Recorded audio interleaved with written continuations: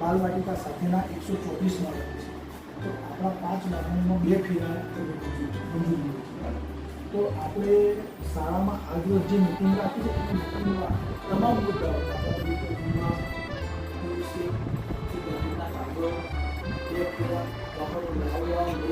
ફેરાનો સમય સાથેની તમામ વિગતો આપણે ચર્ચા આ ચર્ચાને આશા રાખું છું કે આપ સૌને તમામ વિગતો તમને બધા તમામ વિગતોનો ખ્યાલ આવી ગયો, રૂટનો સમયનો બધો ઓકે ખ્યાલ આવી ગયો.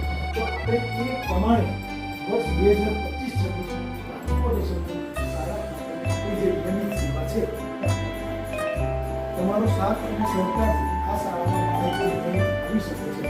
તો એના માટે તમારે કાળજી લેવાની.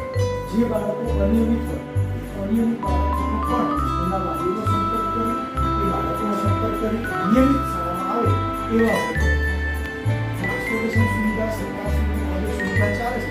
એનો મેઇન હેતુ શું છે કે બાળકનો પાયાની જે શિક્ષણ છે એનો કોઈ પ્રચાર શિક્ષણનો પ્રચાર ક્યારે લાગે કે બાળક શાળામાં નિયમિત આવે તો કોઈ પણ પ્રકારની પ્રચાર શીખશે નહીં. પણ બાળકો શાળામાં નહીં આવે તો પ્રચાર રહી જશે. આ માટે સૌએ સાથે મળી અને ટ્રાન્સપોર્ટેશનની આ સુવિધાનો પૂરેપૂરો લાભ